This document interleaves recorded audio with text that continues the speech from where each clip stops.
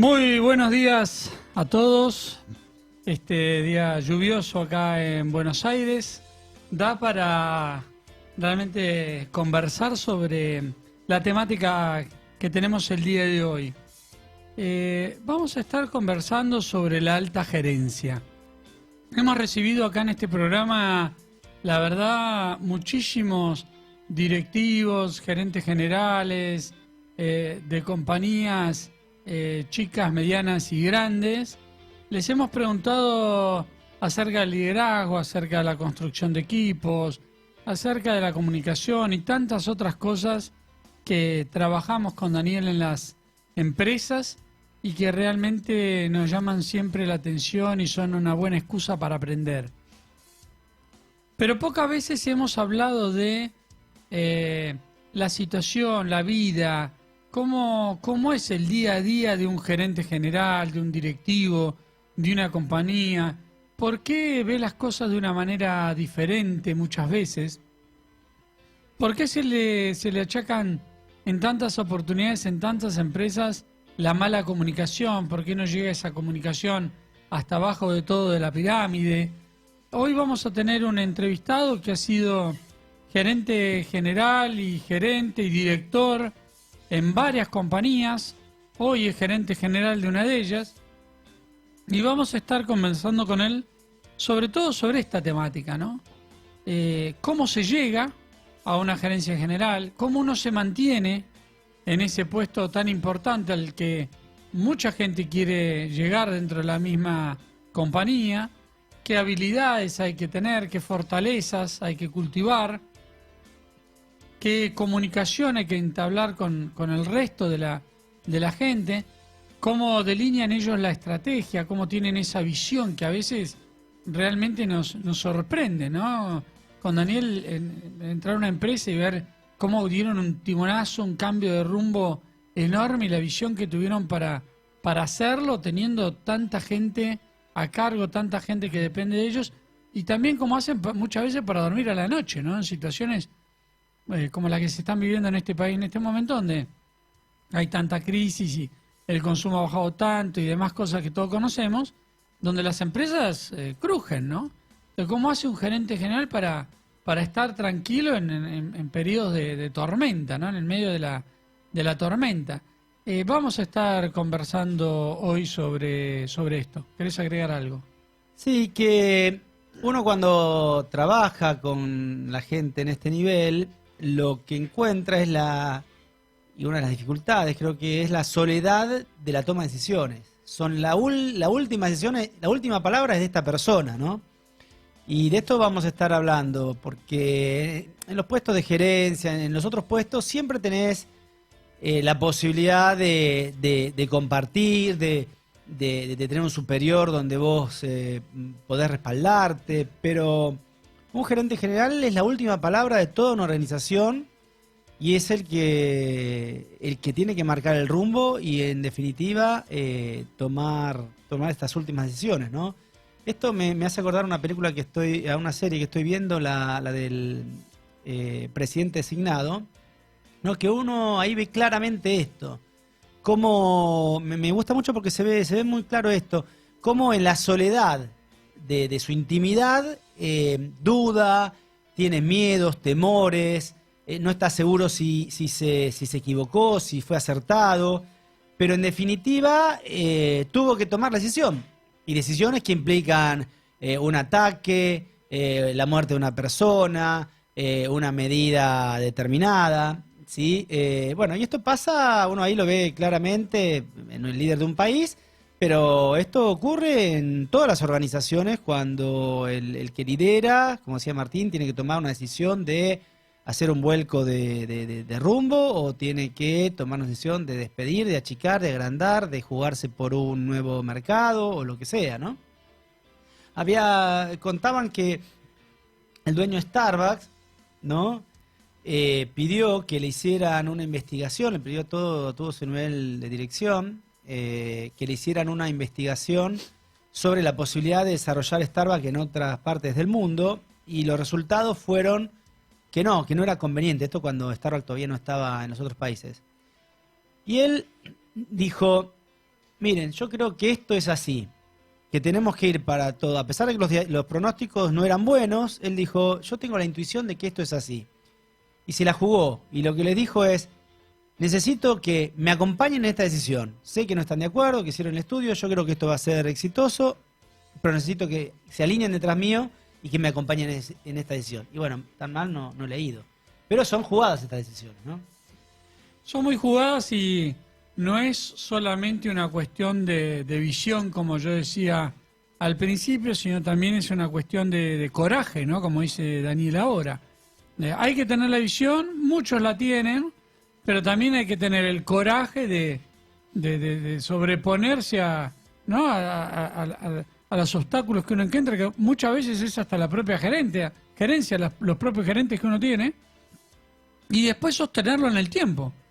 Porque tampoco, si uno recorre la historia de Starbucks o cualquiera de estas empresas que han crecido tanto globalmente, tampoco fue que en 2 semanas tenían, no sé, 70.000 sucursales. O sea, han recibido muchos obstáculos, problemas, etcétera, los han sabido sortear, ¿no? Y han sabido persistir en el tiempo. Totalmente, sí, realmente creo que es una posición, bueno, nosotros de alguna manera, por ahí, ¿no? Con la envergadura Starbucks, pero tenemos que asumir también estas cosas, ¿no?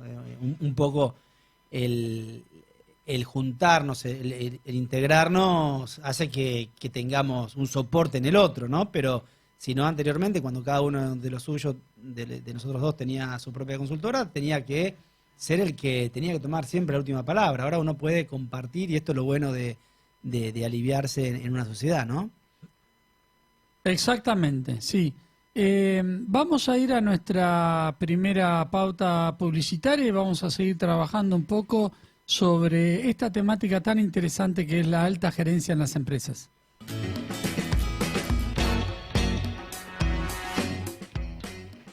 Bueno, muy bien, tenemos a nuestro invitado que está viniendo hacia el estudio, está un poquito atrasado, así que aprovechamos para saludarlo. Alejandro, ¿estás ahí? ¿Nos escuchás?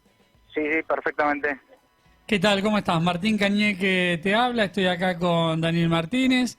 Bueno, te queríamos ir adelantando un poquito el tema que abrimos con Daniel, aprovechando que vos venís al programa. La verdad te estamos muy agradecidos y nos gustaría tocar el tema de la alta gerencia, ¿no?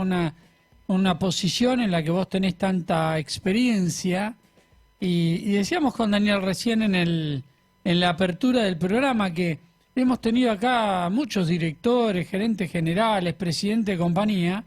Hemos hablado un montón sobre liderazgo, sobre los equipos, sobre tantas cosas, pero nunca hemos hablado de este puesto que a veces es tan solitario, ¿no? Y de tanta responsabilidad como es la alta gerencia. Así que un poco ese va a ser nuestro tema del día de hoy, si te parece bien.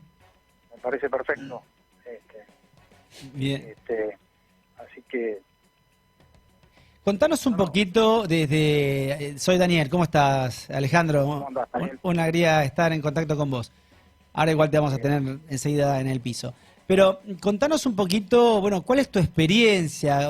¿Cuál fue tu primera experiencia y cómo fue? Digamos, ahora ya sos un entrenado gerente general, pero seguramente hubo una primera experiencia donde te dijeron, bueno, estás a cargo, esta es la empresa y ahora sos el que lidera la empresa absolutamente. ¿Cómo fue esa experiencia, ese paso? Contanos un poquito de eso. ¿Qué sentiste, no, en ese momento, además?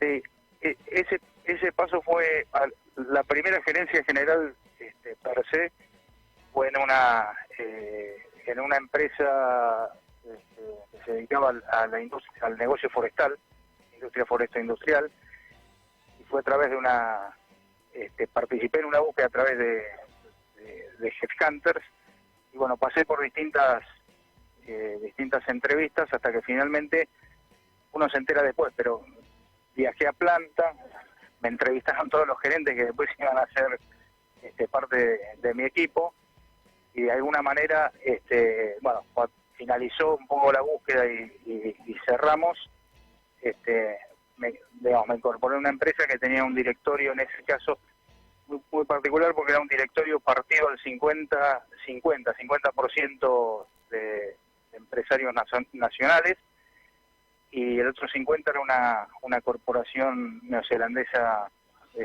grande. O sea que interesante para hacer tu primera experiencia. ¿Y cómo te Sí. sentiste con esa situación, con estar al frente de una empresa, que todas las responsabilidades, todas las decisiones terminen siendo tuyas? ¿Cómo fue esta experiencia? Contanos un poco.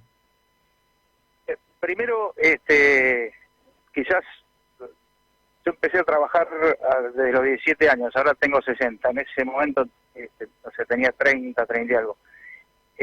La primera cosa un poco es tener cierta confianza en uno mismo y en lo que puedo hacer, pero por otro lado, también como contrapartida o contrabalance, es no creértela. A mí en lo personal, digamos, a mí la ansiedad y todo eso me bajó desde el punto de vista yo siempre jugué, participé en deportes colectivos y siempre me gustó el rugby, el remo. En remo remaba en 8 o en 4. Y entonces invertí el primer tiempo en conocer a la gente. Por otro lado, cuando uno entra como CEO en una empresa, sabe que tiene un crédito, tiene un tiempo de gracia para conocer el negocio, pero después tiene que proponer, no solo proponer, sino que tiene que ponerse a hacer ciertas cosas y cambios, especialmente como te buscan para alguna cuestión en especial, para algún tipo de reingeniería o para levantar algún negocio o mejorar algunas cuestiones del equipo. Muchas de esas cosas uno se entera después de que se embarca, porque yo lo que me enteré después de embarcarme de alguna manera es que había 2 socios al 50% y yo tenía que andar haciendo equilibrio entre los dos, tenía que de alguna manera llevar adelante la empresa, pero tenía dos, con el tiempo fui viendo que eran medio antagónicos, tenían intereses distintos, entonces yo tenía que caminar por la línea de cuidar la empresa y cuidar los activos para los accionistas y no entrar en los vaivenes de una facción o de la otra, no, o de un dueño o del otro. Lo que más te ayuda es definitivamente es desarrollar relaciones con tu equipo y tener gente de confianza. Yo a los 90 días tuve que hacer una reducción pero lo pude hacer porque, digamos, porque de alguna manera me acompañó la gente y había que hacer algún tipo de recorte y lo entendieron así. Bueno, lo hicimos y después pudimos ir creciendo y atravesando las distintas crisis que nos tocaron. Pero gran parte de eso, más allá de no son tanto herramientas, sino te diría es un poco esa actitud, es relaciones con la gente y es ir armando un equipo y con gente confiable, confiando en la gente y ayudándote con la gente que conoce probablemente el negocio más que uno en ciertos temas específicos. Y, digamos, por lo que vos decís, y sobre todo en esta experiencia tan compleja de tener un directorio dividido, parecería que en este tipo de posiciones es más un juego político que de, digamos, no sé si más, pero que hay un juego político muy importante al lado de la gestión, ¿no? Se dan las dos cosas, o sea, vos tenés, por un lado tenés la política, que a veces uno no es bueno políticamente, porque si uno es más operativo, pero por otro lado está también manejar el negocio y mostrar resultados y llevar cosas adelante. Pero definitivamente cuando no hay un poder único, y cuando hay facciones, inclusive la parte política es una cosa con la que uno tiene que moverse y jugar y cuidar, ¿no? Porque de alguna manera, digamos, vos podés estar haciendo un buen trabajo, pero si te llevas mal con alguno de los accionistas, te puede terminar boicoteando a vos, ¿no? Bajándote del... Bien. ¿Qué tema Alejandro, el de la política, ¿no?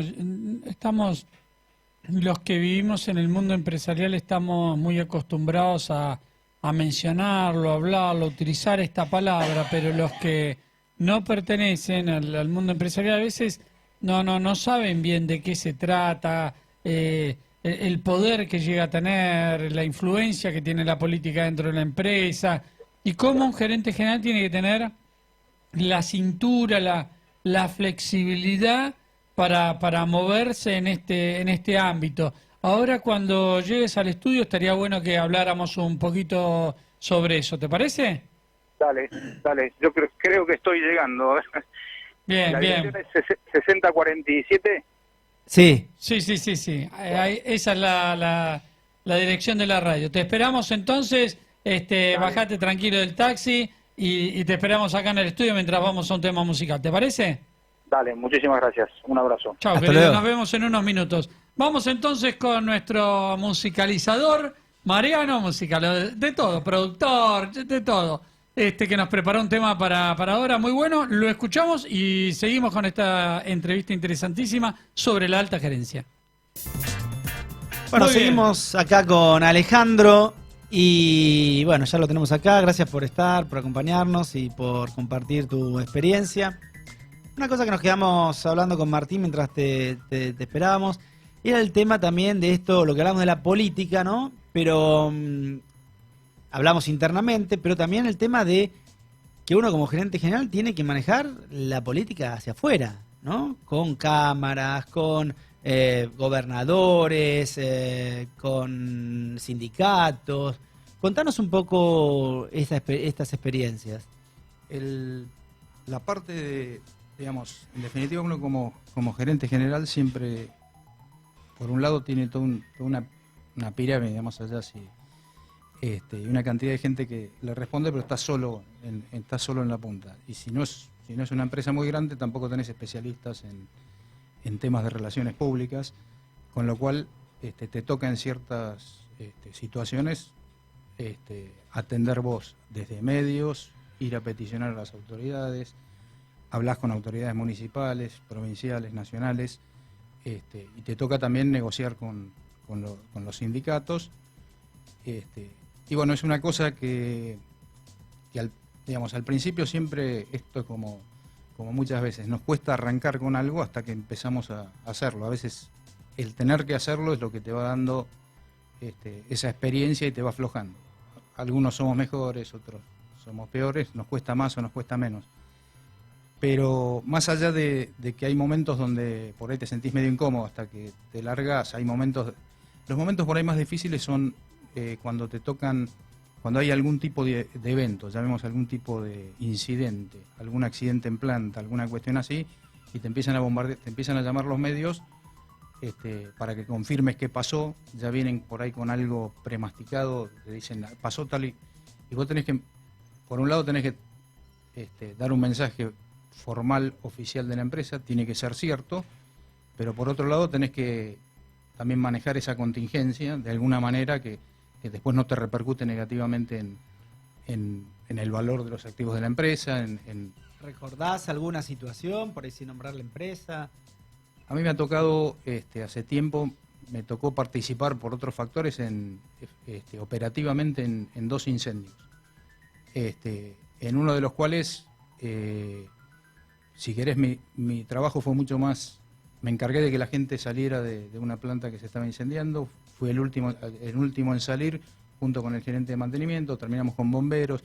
Se manejó toda la parte operativa de la mejor manera posible. Se achicaron al máximo las pérdidas. No tuvimos ningún tipo de pérdida humana. El único accidentado fui yo. Yo me corté un dedo tratando de operar un extinguidor automático que se había cortado. Se le había cortado el cable, por eso no había accionado. Digamos, no pasó nada. Y después el manejo de la prensa fue mucho más de perfil bajo en ese caso, porque no hubo ruido. Tampoco fue acá en el país, fue en una planta en México. Después me tocó en Corrientes un incendio más, digamos, si querés, más pesado en volumen, en cantidad, que también fue controlado, ahí trabajando. Y ahí mi función fue más de nexo, porque teníamos brigadas especializadas, había un consorcio de fuego en la zona de todos los forestales que cuando tenés algún tipo de evento te ayudan, y esto había surgido porque a veces queman campos, que está prohibido la quema de campos, pero en septiembre empiezan a quemar campos, sopla el viento, se te mete dentro de planta, te agarra una pila de acerrín y viruta y se te empieza a prender y tenés que... Digamos, esos son eventos pesados. He tenido otro tipo de eventos donde son por ahí no tan pesados, pero te hace mucho más ruido la comunidad porque afecta, hay algo que está afectando a la comunidad, entonces enseguida hay gente que lo toma para algún otro lado y tenés que poder contener el tema, tenés que darle tranquilidad a la comunidad y tenés que ser verdadero y cierto en lo que decís. Pero tenés que manejar ciertas cosas porque siempre los medios te pueden llevar para un lado o para otro y te pueden complicar la vida, vamos a decirlo así. De todos modos, la mejor manera de operar, obviamente, es una con la verdad y dos, no decir más de lo que hay que decir, pero no ocultar cosas. Esas han sido, de alguna manera, experiencias de las que puedo contar. No he tenido ninguna así pesada. He tenido otro tipo de experiencias, ya no tanto que son parte de las negociaciones con sindicatos, cuando hay aprietes de por medio y cuestiones. Y ahí lo que te diría es el resumen final. Contanos una compleja de esas duras. ¿Tuviste alguna brava? Tuve alguna brava, nunca con... A ver, siempre hay... O sea, no me tocaron amenazas físicas porque no fueron así, pero hay toda una especie de apriete psicológico, y a veces en el tiempo, digamos, a veces parte de la negociación es hacer que no pase nada. O sea, hacer que no pase nada es... Vos estás buscando un proceso llamarlo de suspensiones, de reducciones, que es necesario y que si no se va agravando la situación de la empresa. Y lo que suele pasar es que el sindicato de alguna manera, si no hablas seriamente y en privado y reservado y le mostrás la realidad como es, y hasta que no llegas a ese grado de compromiso y de entendimiento mutuo de que, muchachos, o nos damos una mano o estamos poniendo en peligro la fuente de... O sea, ustedes terminan colaborando en poner en peligro la fuente de trabajo de la gente. Siempre y cuando vos... O sea, nosotros, por otro lado, del lado patronal, estemos buscando preservar la fuente, pero necesitamos hacer cierto tipo de ajustes. Cuando, digamos, he tenido tiempos donde me lo han demorado y hay procesos de esos que los teníamos que resolver en 30 días y se terminan resolviendo en 3, 4, 5 meses. Hubo que meter justicia por medio, pero la negociación que finalmente dio el sí fueron negociaciones particulares. Y no fueron a cambio de cosas, fue comprometiendo a la gente, mostrando la realidad y generando una relación en la que la otra parte te entiende y de alguna manera, o sea, ganamos las dos partes o perdemos lo menos posible las dos partes y digamos, controlamos la pérdida. Han sido cuestiones así. Lo que yo creo que es fundamental con los sindicatos que me ha tocado trabajar es la confianza que vos podés generar en tu interlocutor y que vos seas creíble. Y ahí es importantísimo el tema de que tú sí sea sí y que tú no sea no. Ellos tienen que saber, tu interlocutor tiene que saber qué cosas vas a negociar y qué cosas no son negociables. Y las cosas que no son negociables son tan básicas como en el sentido común, son ciertos valores y ciertas cosas que uno no puede dar. Entonces, cuando te piden lo que saben que vos no le podés dar, están comprando tiempo. Por otro lado, cuando vos le decís que sí a algo, después lo tenés que cumplir. No hay... Y hemos salido de muchas situaciones donde yo he tenido quema de gomas, he tenido distintos en algunas empresas, en plantas, gente muy, muy agresiva, muy pesada, y así todo con el tiempo, en un periodo de X meses, vas consiguiendo hablar, generar un diálogo y generar un cierto nivel de confianza. Eso no significa que te vas a poner de acuerdo, pero por lo menos pasás del capítulo de la agresividad o de quién es el más macho, ¿no? Sí. Y pasás a hablar los temas que tenés que hablar y negociar. Y bueno, es un arte, pero es un arte que se hace haciéndolo, ¿no?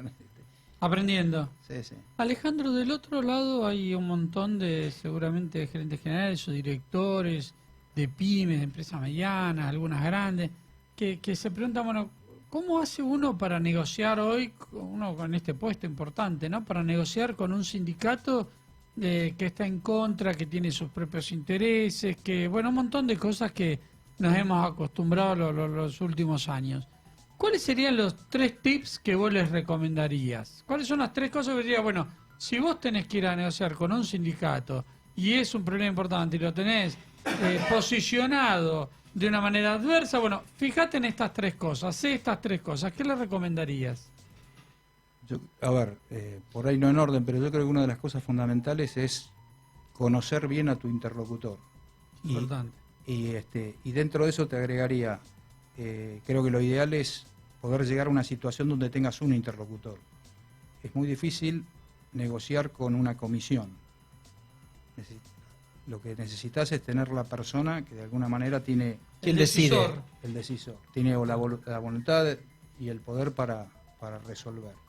Porque en el interín, cuando te mandan a 2 o 3 muchachos, cuando estás discutiendo, cada uno trae, o sea, lo que están haciendo es o ganar tiempo dilatando la cosa o llegando a una no decisión que es a veces es parte de lo que quieren. Seguro, seguro. Pero muchas veces cuando encontrás cuál es digamos, es conocer a tu interlocutor, idealmente tener uno para hablar.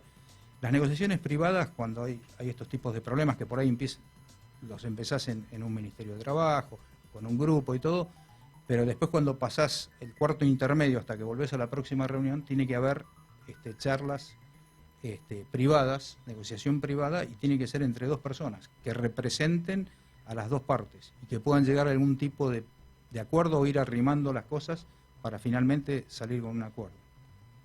Muchas veces nombraste la palabra confianza. ¿Cómo construye un gerente general la confianza? Ya no estoy hablando solo del sindicato, sino de la cantidad de empleados que uno lidera, ¿no? ¿Cómo se construye? ¿Cuáles son los 2 o 3 elementos que vos has utilizado en tu carrera para generar confianza en tus seguidores? Yo creo que esto viene de mis abuelos y de mis padres. El famoso tema de que tu sí sea sí, que tu no sea no, que en definitiva es ser claro, eso construye confianza.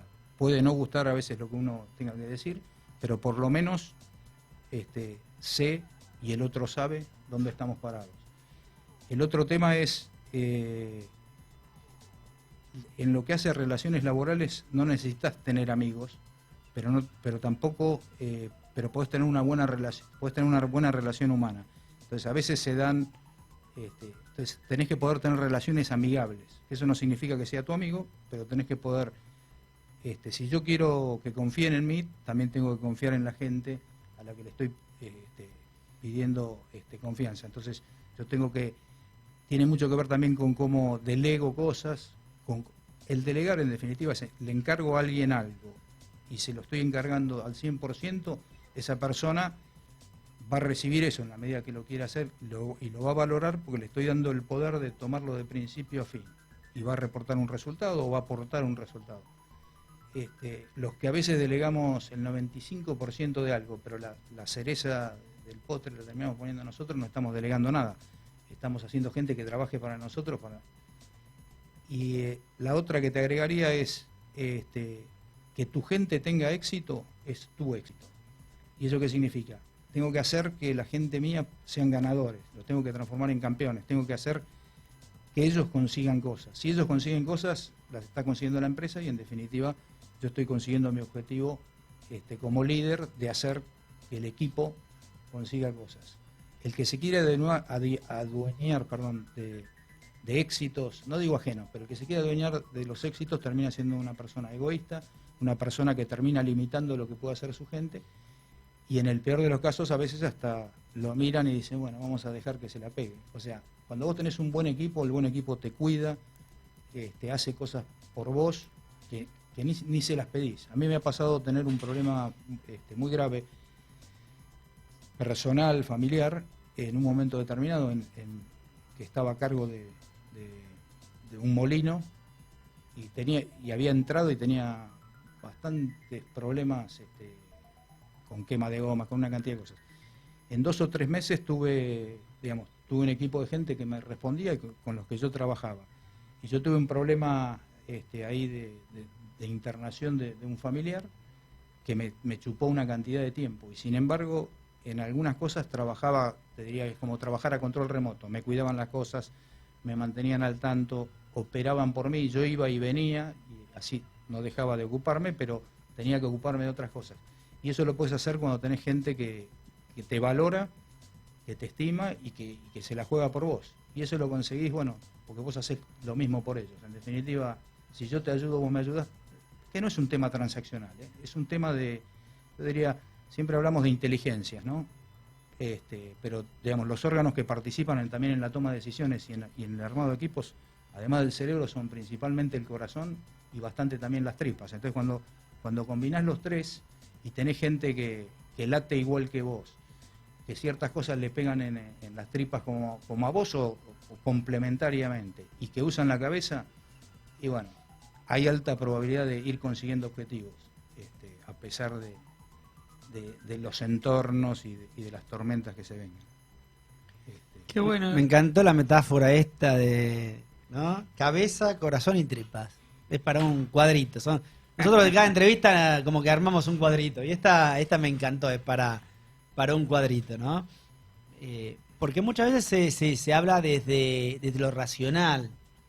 Y nosotros siempre decimos que para liderar a las personas hay que llegarles al corazón, ¿no? No alcanza con la razón, con asignar tareas. Hay que hacer que la gente tenga ganas, comprometerla desde el corazón, ¿no? Desde la cabeza, ¿no?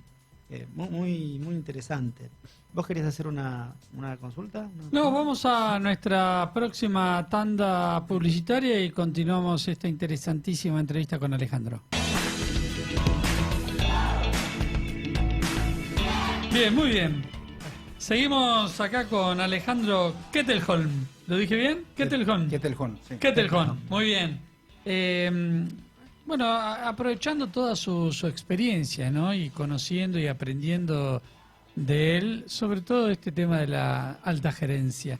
Es un puesto, decíamos con Daniel, ni bien empezamos el programa, es un puesto por momentos también de mucha soledad, ¿no? Sobre todo cuando uno tiene que enfrentar situaciones difíciles o tomar decisiones difíciles o atravesar procesos de crisis.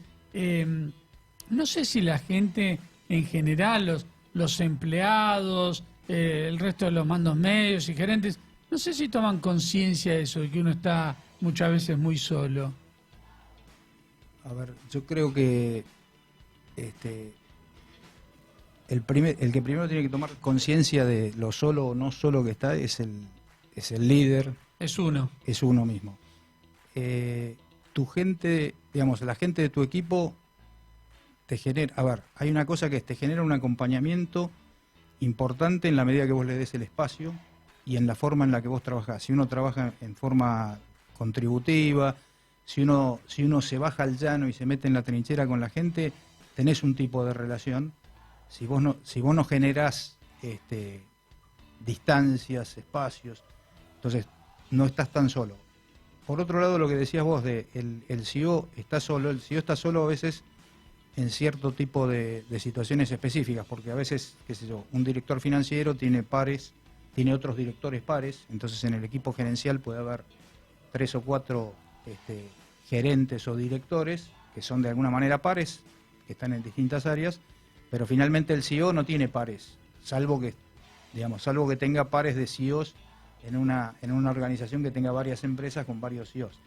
Así de todo, es cierto que el CEO tiene, dicen, la soledad de la cima.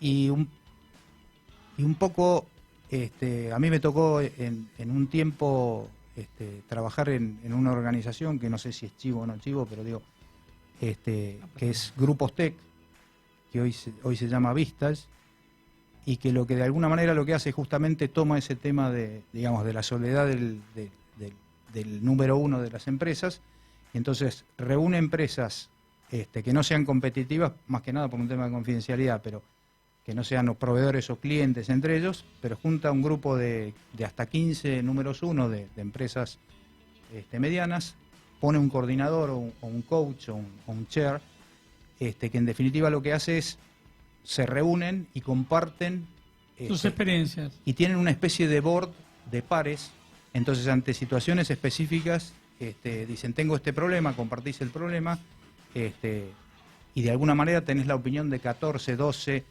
otros números uno que te dan la opinión de ellos de qué harían en una situación así o cómo lo tomarían. Es muy enriquecedor, y nosotros cuando arrancamos, o yo cuando arranqué con los grupos que arranqué con ese proceso, lo interesante es que al principio hablas de temas muy profesionales, muy de la empresa. Y a medida que el grupo, como te vas viendo, te ves todos los meses con todo el grupo, además de tenés una reunión mensual, además acordada de 2 horas con tu coach, llega un momento que vas pasando de temas, si querés, más profesionales o más de tu empresa a temas más personales, a temas de familia, a temas de adolescentes, de problemas, bueno, porque el grupo se empieza a compartir una intimidad que va más allá de los negocios, porque se confía en el otro y llega un momento que genera toda una dinámica, llamarlo de autoayuda, pero que arranca por el tema de la empresa y de combatir esa soledad. Esa soledad. Y cuando estás ante un momento de crisis, un episodio difícil de la empresa, esos momentos en que uno dice, ¿quién me metió acá? ¿No? ¿Cómo llegué hasta acá? ¿O qué hago acá? ¿No? ¿O por qué no salgo corriendo por esa puerta y termino con ello? En ese momento que yo calculo que todos los gerentes generales en algún momento han vivido, nos ha pasado a nosotros también, ¿de dónde sacás fuerzas? ¿De dónde decís, o con qué te conectás para decir, bueno, sigo adelante, ¿no? Para pararte de esa silla, ir a la planta o donde sea y motivar a la gente una vez más? ¿De dónde sacás, ya que hablaste de entrañas, corazón y todas estas cosas, de dónde sacás esa energía? Mira, en distintos momentos de distintas cosas. Yo cuando trabajé mucho en Corrientes, había momentos que estaba pasado de rosca, había ciertas rutinas que hacía porque vivimos crisis bastante pesadas, bueno, había ciertas rutinas que hacía. Una era me iba al bosque y me ponía a caminar entre los árboles. Alguna va a sonar media cómica, pero de repente a veces me tiraba y me abrazaba un árbol y me quedaba un rato. O sea, qué bueno. De alguna manera, no era que pensaba en otra cosa, disfrutaba un poco de la naturaleza, recargabas energía. Me metía ahí, sí. Después otra cosa que hacía también ahí, tenía un grupo de amigos, o sea, de gente con la que me hice amiga en el trabajo, que después de las 8 y pico nos íbamos a jugar al pádel y a sacarnos todo, nos matábamos jugando al pádel o íbamos a un club ahí de una empresa por ahí que se llama Club Taragüí y ahí nos jugamos unos partidazos de fútbol, terminamos fusilados y con eso te sacabas todo el... Claro. Entonces, a ver, lo que siempre te ayuda a atravesar las crisis es, si estás solo, es a buscar compañía. La compañía la puedes buscar de distintas formas. El líder a veces necesita un psicólogo, a veces necesita un amigo, a veces necesita una compañera, a veces necesita... O sea, el hombre no fue hecho para estar solo. Solo ahí quedará algún ermitaño que de vez en cuando igual baja, te dice 3 o 4 cosas y después y si no una pelota de rugby, ¿no? Como también, en la película. También, sí. Pero en definitiva, la soledad que uno sufre se arregla de alguna manera compartiendo con la gente con la que... Hay veces que tenés gente en tu equipo que está viviendo las mismas cosas, entonces compartirlo te genera, te va liberando de eso. Seguro. En este momento estamos viviendo en la Argentina, como en muchos otros países, una situación de crisis, ¿no? En muchos sentidos, probablemente no solamente en la macroeconomía, ¿no? En muchos sentidos. Para los gerentes que te están escuchando en este momento y directores, que son muchos que están reestructurando sus empresas o están en periodo de concurso o están en todas estas situaciones, ¿cuáles son las 2 o 3 cosas que vos le dirías? Miren, traten de focalizarte en esas 2 o 3 cosas importantes. Traten de ver esas 2 o 3 cosas importantes como líderes. ¿Cuáles serían? ¿En qué te fijarías vos? Yo lo que le diría a todo líder o gerente general o persona a cargo de algo, que en general el líder, normalmente uno dice, bueno, es como si tuviera un mazo de cartas y tengo 40 cartas. Y la pregunta que todos nos tenemos que hacer es ¿en qué pongo mis cartas? A veces lo que nos termina pasando es que las cartas las ponemos en un solo deck, en un solo peón. Y si le ponemos todas las cartas al trabajo, bueno, hemos definido una forma de ser y una cantidad de cosas. Y nos perdemos otras. El ser humano requiere balance porque la crisis siempre existe. Un gerente general amigo hace mucho tiempo me decía, mira, nosotros a esta altura tenemos nada más que 2 cosas. Tenemos la familia y la empresa. Dice, no podemos tener, quilombo en las 2. Siempre tenés que tener alguna que funcione para poder apoyarte en esa para resolver los problemas de la otra. Y yo diría, bueno, ante la crisis, lo que toda persona necesita es tener un respaldo sobre el cual, contra el cual se puede apoyar para operar y atravesar esa crisis. Eso también hay que cuidarlo porque cuando uno le pide mucho a la familia o cuando uno de alguna manera hipoteca mucho, esto es como una cuenta. Bueno. Una cuenta Lo que sacás corriente. de un lado, Lo que vos vas sacando de crédito en algún momento lo tenés que reponer pasas porque si no todo. un día te vas a quedar sin fondos o te vas a quedar en rojo.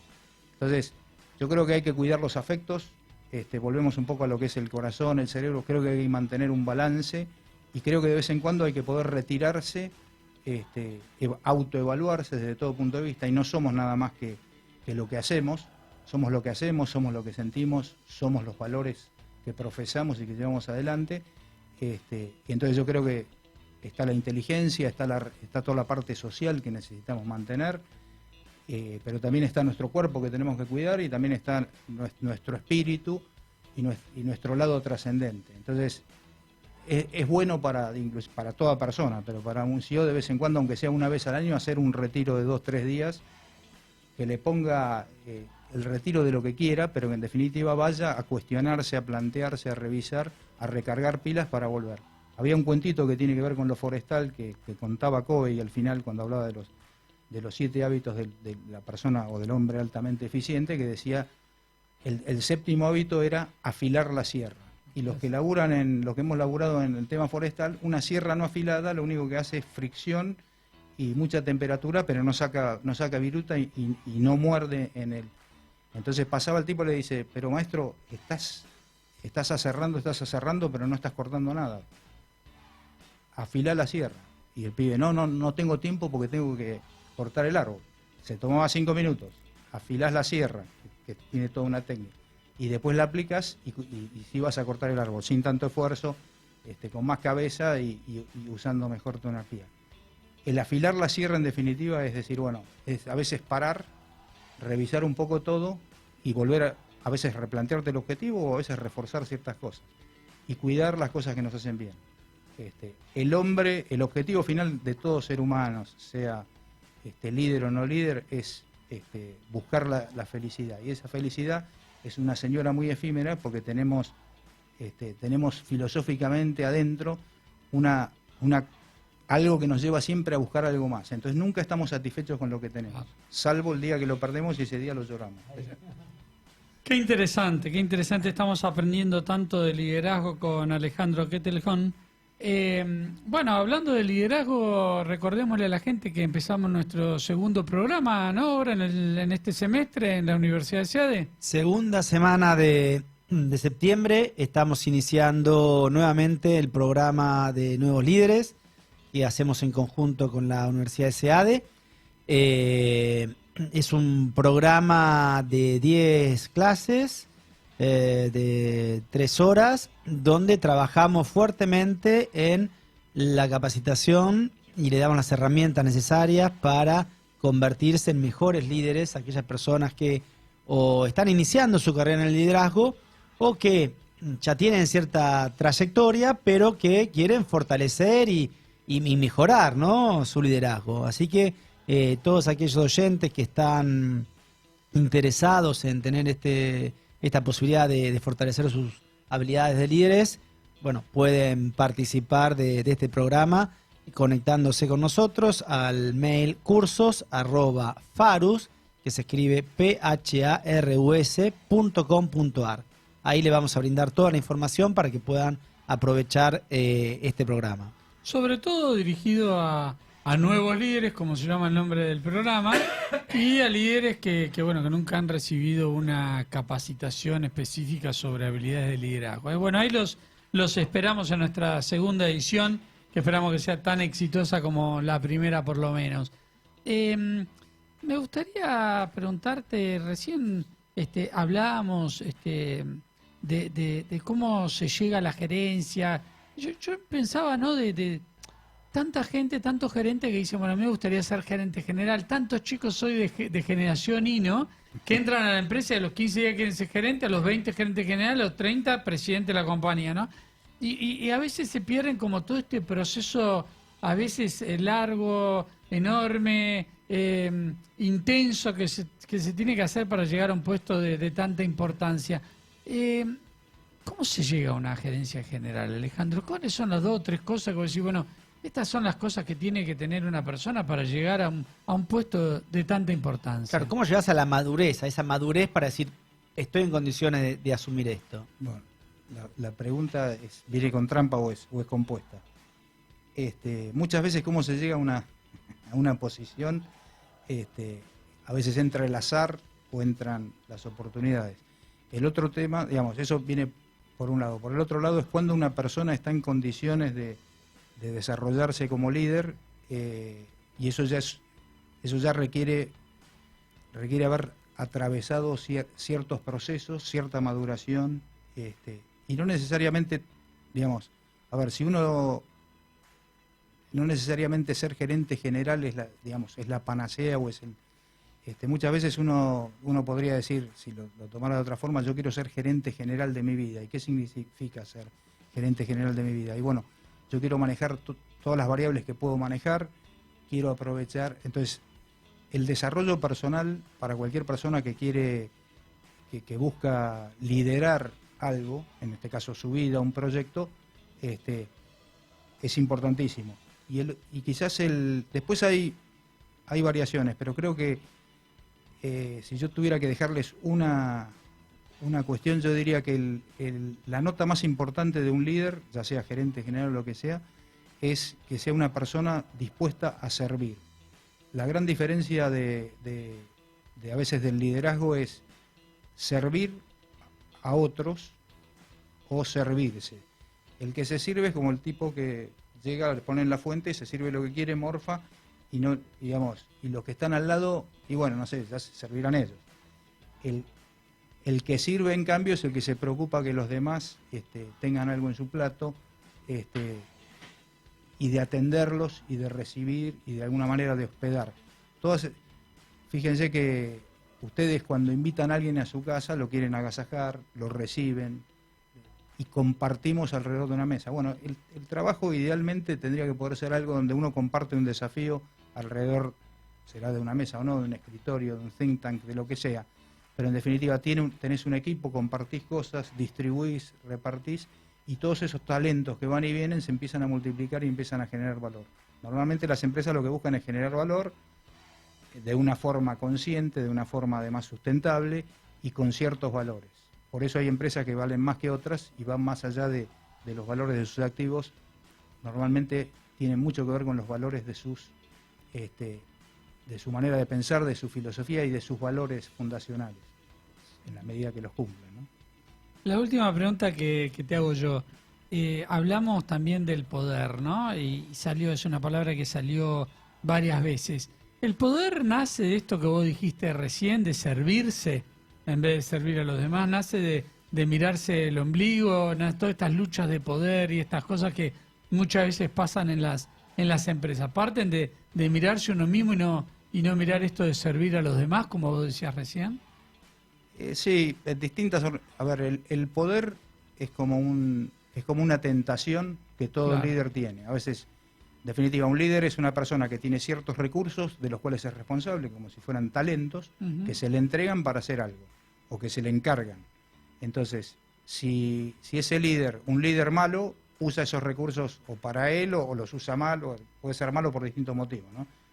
Por ineficiente. Un líder bueno lo que hace es los multiplica, los recibe, los reparte. Los talentos, ¿no? Los talentos. Que talento no es que está lento el tipo, sino que... Sí, ¿no? sí, está claro. Qué bueno.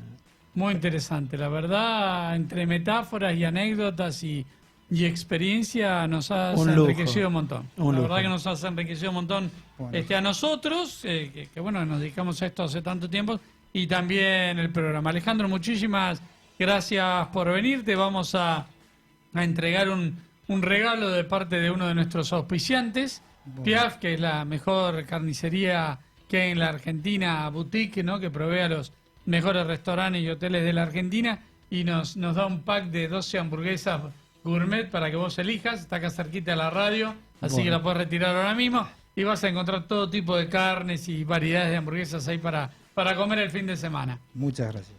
Bueno, Alejandro, muchísimas gracias, un placer que hayas venido, la verdad que me encantó la entrevista, nosotros damos liderazgo en la universidad y ya estoy pensando que la vamos a mostrar a los alumnos porque realmente me pareció muy, muy rica, así que te agradezco. Y lo podemos muchísimo. invitar también a alguna clase, que venga, ¿no? Yo ahora tengo una en Pinamar, pero ¿por Pero qué bueno, no? ¿Por qué ¿por no? qué no, Venirte no? a una clase en Pinamar. Pero bueno, si le hacemos acá en Buenos Aires, sí, seguro te vamos a invitar. Bueno, muchísimas gracias a los dos. Muchas gracias, Alejandro. Gracias a todos por estar. Nos vemos la semana que viene. Muy buen fin de semana para todos.